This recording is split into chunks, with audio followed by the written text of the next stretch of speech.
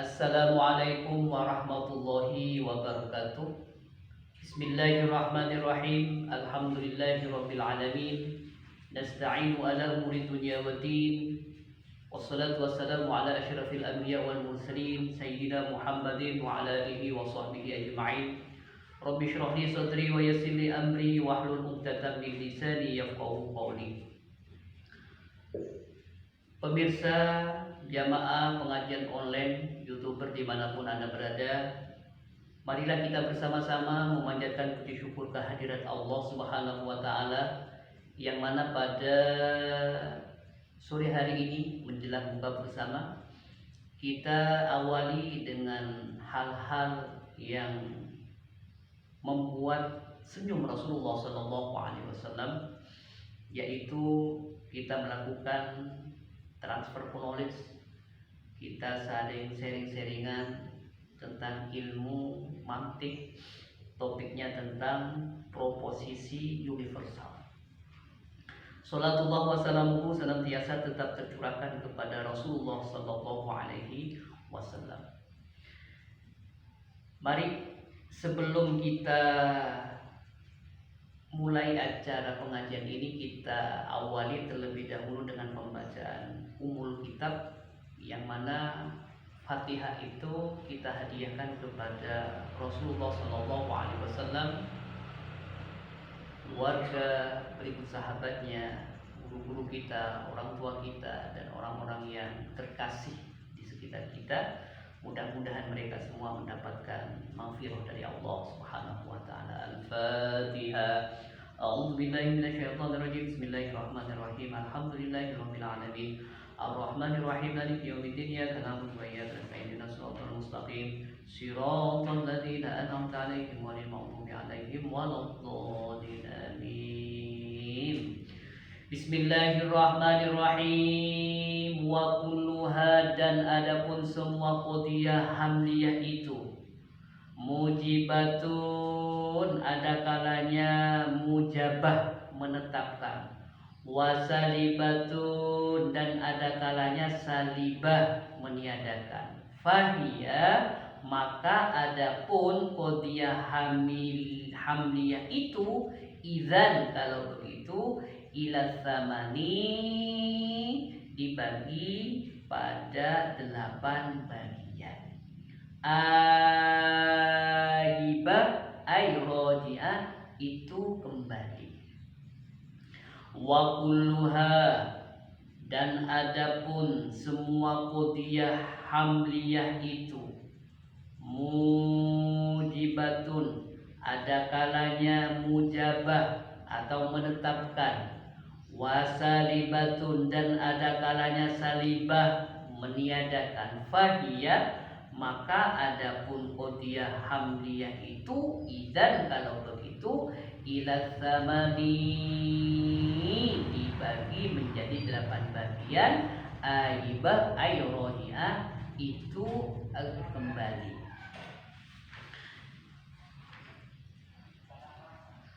Dan artinya tiap-tiap qadiyah musawwarah, baik juz'iyah maupun kulliyah tersebut, ada mujibah, ada pula salibah. Karena itulah pada qadiyah musawwarah tersebut, semua pertanyaan yang dapat diajukan padanya dapat dijawab dengan menggunakan lafaz batasan-batasan. Nah, mari kita jelaskan satu demi persatu. Dilihat dari sisi ada dan tidaknya mahmul, berarti terbagi menjadi 2 bagian, yaitu hamliyah, musawwarah, kulliyah. Saya ulang, jadi kalau dilihat, ditinjau dari sisi ada dan tidaknya mahmul, maka terbagi menjadi 2 bagian. Yang pertama adalah hamliyah, musawwarah, kulliyah, mujibah, atau proposisi positif universal kuantitatif. Apa itu proposisi positif universal kuantitatif? susunan kalimat yang di dalamnya menunjukkan kepada adanya mahmul yang melekat pada seluruh satuan mautu. Contoh misalkan, semua mahasiswa mahasiswi hadir. Contoh lain, semua hadirin menyambut kedatangannya. Tiap-tiap mahasiswa mahasiswi yang lulus mendapatkan ijazah. Pada umumnya mahasiswa mahasiswi mendapatkan IP sedang. Atau contohnya lagi, semua orang yang berbuka puasa bahagia. Semua anak-anakku yang melakukan ibadah puasa merasa bahagia saat menjelang buka puasa, misalkan. Nah, ini adalah salah satu contoh proposisi positif universal kuantitatif.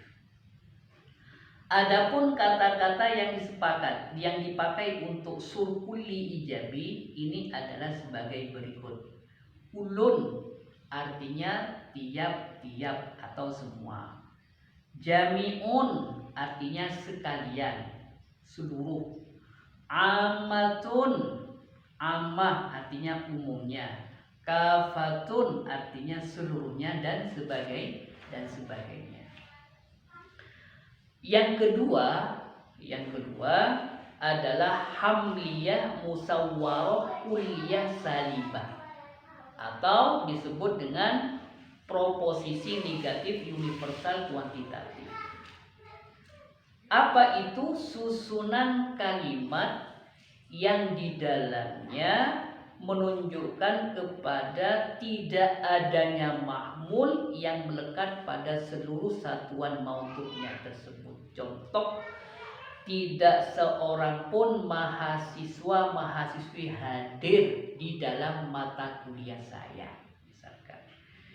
Tidak ada satupun mahasiswi mahasiswa saya yang menyetorkan tugas-tugas yang saya berikan, misalkan. Atau tidak ada satupun anak-anakku yang melakukan ibadah puasa pada bulan Ramadan kali ini. Nah, tidak ada satu, kebetulan saya punya anak 3 perempuan. Nah, semuanya tidak ada yang berpuasa. Satu, yang pertama karena halangan, yang kedua juga halangan, yang ketiga anak saya itu masih kecil, masih umur 3 tahun. Artinya kemarin tidak ada satupun dari putri-putriku yang melakukan ibadah puasa pada bulan Ramadan ini. Kenapa? Karena udzur syar'i, karena haid, dan yang kedua karena usianya masih 3 tahun. Nah, contoh lain, misal adapun kata-kata yang dipakai surkuli salibi, ini adalah sebagai berikut. La syai'ah artinya tidak ada satupun. La ahada tidak seorang pun. La haula tiada satupun upaya. La quwata tidak satupun kekuatan. La rajula tidak seorang pun laki-laki. Nah, jadi contoh lain itu yang nomor 2. Yang nomor 3 adalah hamliyah musawwarah juz'iyah mujibah. Sekali lagi saya ulang, hamliyah musawwarah juz'iyah mujibah, atau proposisi positif partikular kuantitatif. Apa itu? Susunan kalimat yang di dalamnya menunjukkan kepada adanya mahmul yang melekat pada sebagian satuan mautunya. Contoh misalkan, sebagian mahasiswa mahasiswi hadir.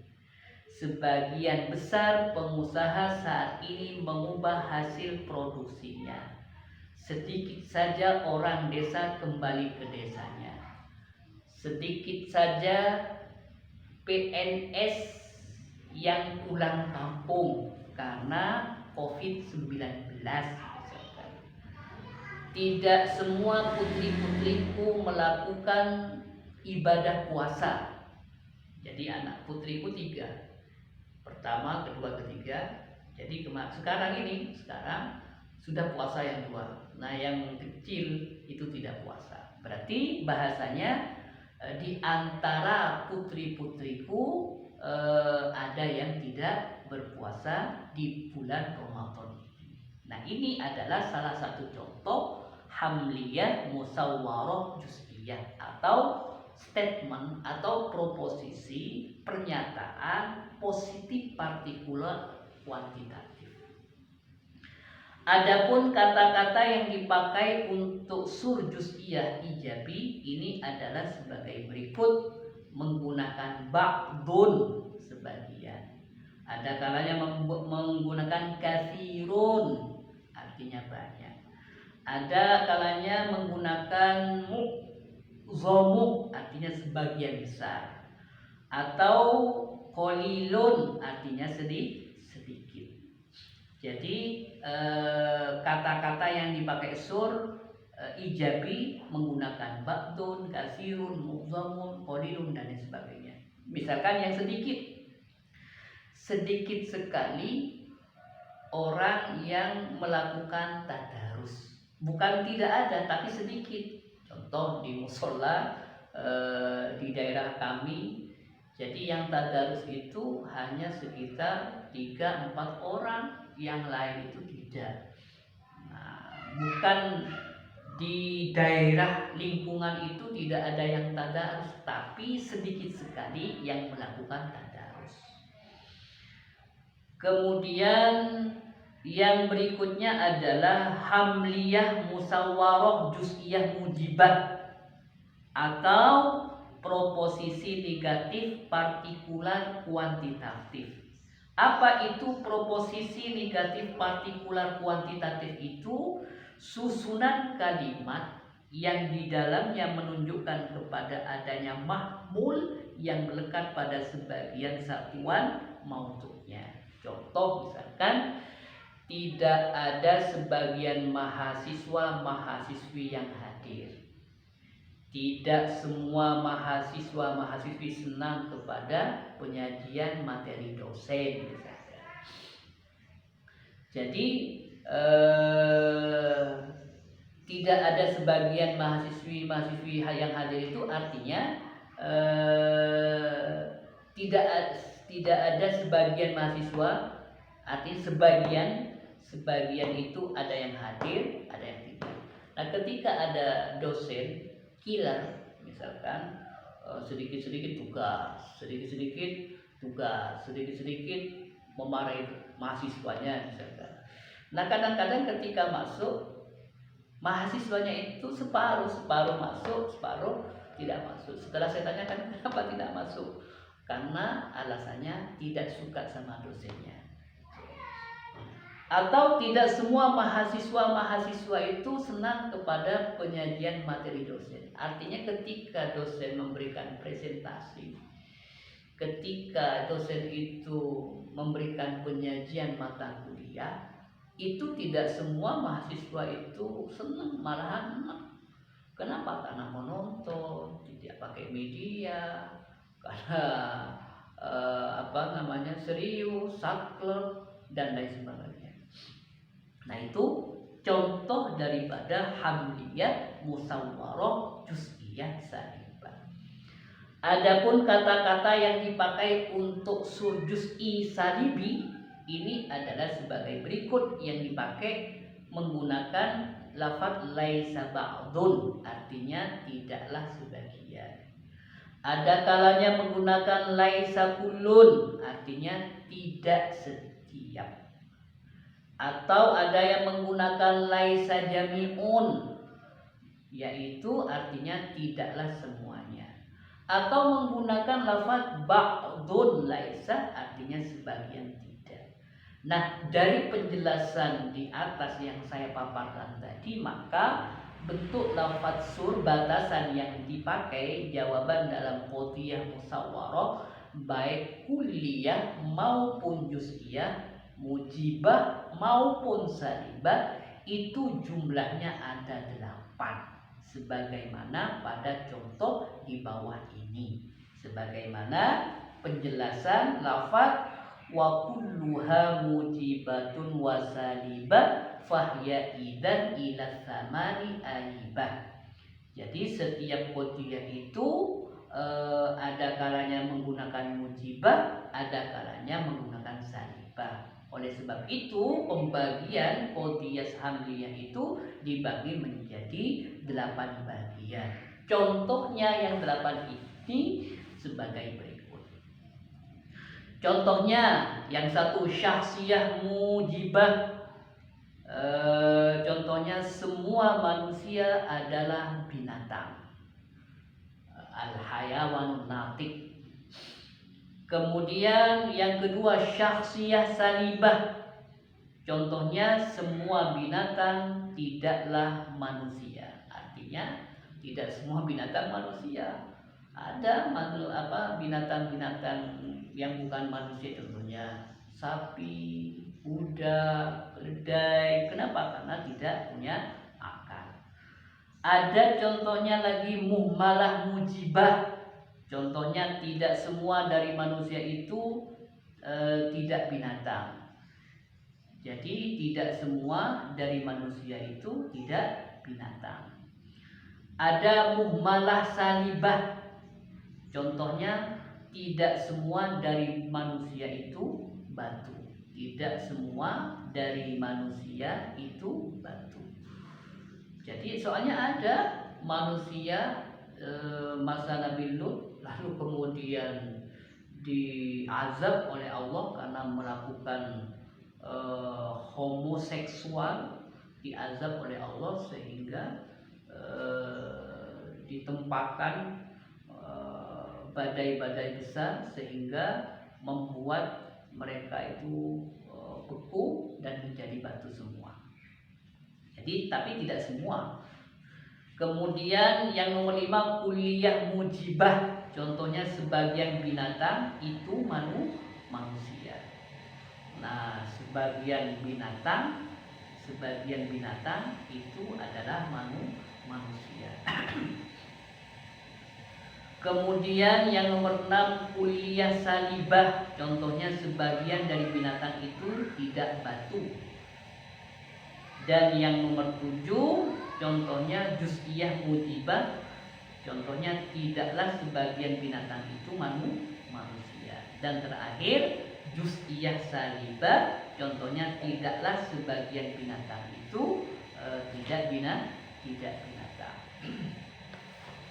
Langsung berikutnya wal awwalu, dan adapun kata yang pertama al maudhu'u itu disebut maudhu' yang dibebani bil hamliyah dengan menggunakan qadhiyah hamliyah.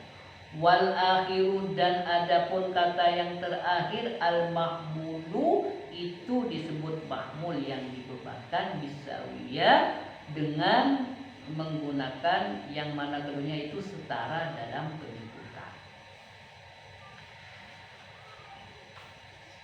Wal awwalu, dan adapun kata yang pertama al maudhu'u itu disebut dengan maudhu' yang dibebani bil hamliyah dengan qadhiyah hamliyah. Wal akhiru, dan adapun yang terakhir al mahmulu disebut mahmul yang dibebankan bisawiyah dengan setara dalam penyebutannya.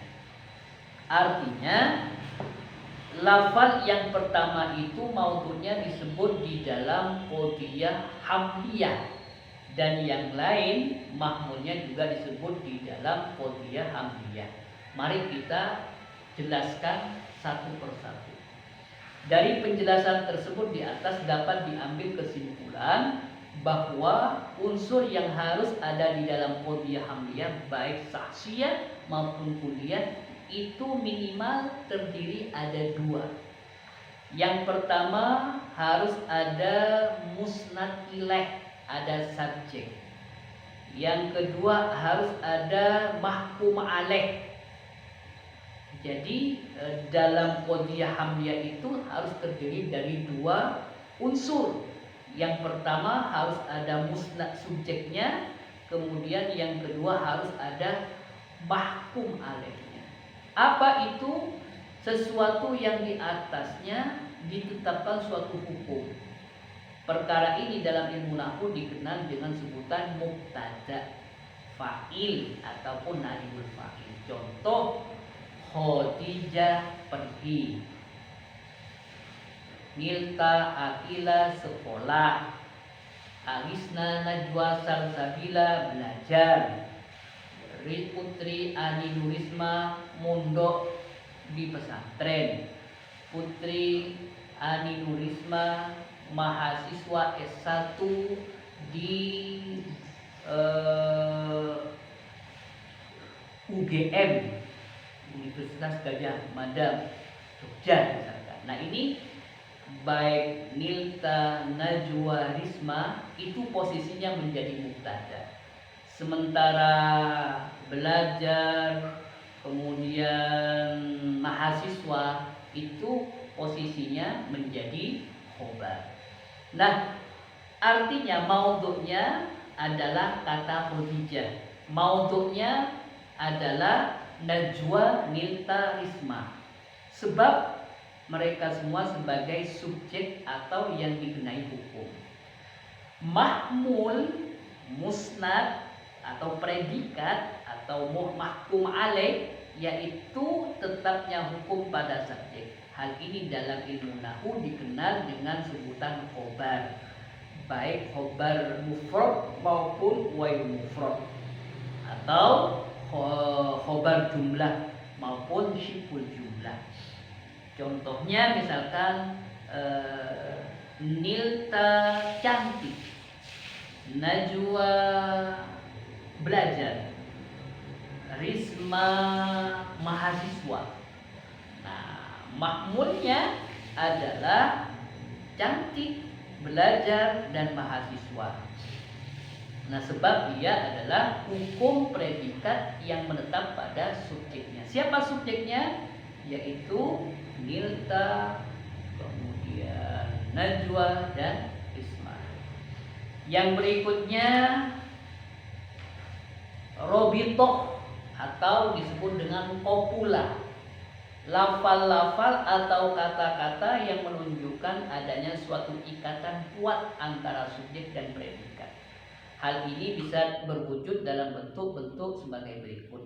Pertama, berbentuk isim yang dalam ilmu nahwu dikenal dengan sebutan isim dhamir, isim kata ganti. Contohnya huwa, huma, hum, huwa, huma, hum, iya huma humna, anta antuma antum, anti antuma antuna, ana nahnu. Huwa huma hum, iya huma humna, anta antuma antum, anti antuma antuna, ana nahnu. Itu adalah kata ganti semuanya. Atau berbentuk dengan fiil nakis seperti kana, kana yakunu kaunan wa makanan, fahuwa kainun wa dzaka makunun, wa dzaka makunun kun latakun makanun makanun. Atau kana kanu kanat kanata kunna kunta kuntuma kuntum kunti kuntuma kuntunna kuntu kunna. Nah, jika dalam qadhiyah hamliyah itu terdiri dari 3 unsur ini, maka qadhiyah ini dikenal dengan sebutan qadhiyah sulasiyah, yaitu qadhiyah yang terdiri dari 3 kata atau 3 rangkuman. Contoh misalkan yang isim dhamir seperti Nilta akila itu cantik. Nah, penjelasannya, Nilta adalah maudhu, cantik adalah mahmul. Itu adalah kata penghubung antara keduanya, antara Nilta dan cantik. Atau dengan fi'il nakis. Contoh keberadaan Arisna Najwa Salsabila bersama kakaknya dan adiknya. seperti bersaudara akrab dengan Aminah dan semua keluarganya. Penjelasannya, keberadaan Alisna Najwa Salsabila bersama kakak dan adiknya. Mahmulnya adalah Aminah dan semua keluarganya. Robito dalam bentuk fi'il nakis yaitu seperti bersaudara akrab. Nah, ini adalah salah satu contoh daripada fi'il nakis. Atau dengan 3 rangkuman kata, seperti misalkan Najwa bersama-sama kakak dan adik-adiknya adalah mereka itu seperti bersaudara akrab dengan Sofia dan semua keluarganya. Mari kita analisis satu persatu.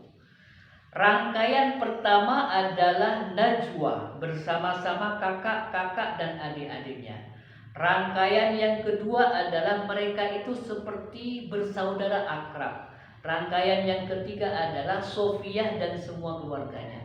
Dengan demikian, dasar yang dipakai dalam qodiyah hamliyah tersebut tidak pada struktur kalimatnya yang ada sebagaimana dalam contoh, tetapi lebih berdasarkan pada karakter, tabiat. Sebab struktur kalimat itu boleh jadi berbeda antara satu dengan yang lain, bahkan boleh jadi bisa berubah menjadi terbalik. Sebab tetapnya suatu hukum itu mengharuskan lebih dahulu akan adanya suatu yang dihukumi. Jadi ini frase atau kalimat menggunakan 3 rangkuman kata. Itu mungkin yang bisa saya sampaikan pada sore hari ini. Mudah-mudahan bermanfaat khusus bagi kita, khusus para pemirsa pengajian, YouTuber, dan adik-adikku, rekan-rekan yang masih bergelut dalam bidang pendidikan, terutama yang menempuh di strata 2, magister ataupun doktor. Ini sangat baik sekali di dalam merangkai, menarasikan data-data lapangan sehingga menjadi kalimat-kalimat menjadi satu paragraf menggunakan qodiyah mahmuliyah atau proposisi negatif ataupun negatif yang universal. Terima kasih, mohon maaf. Wallahu muwaffiq ila aqwamit thoriq. Assalamualaikum warahmatullahi wabarakatuh.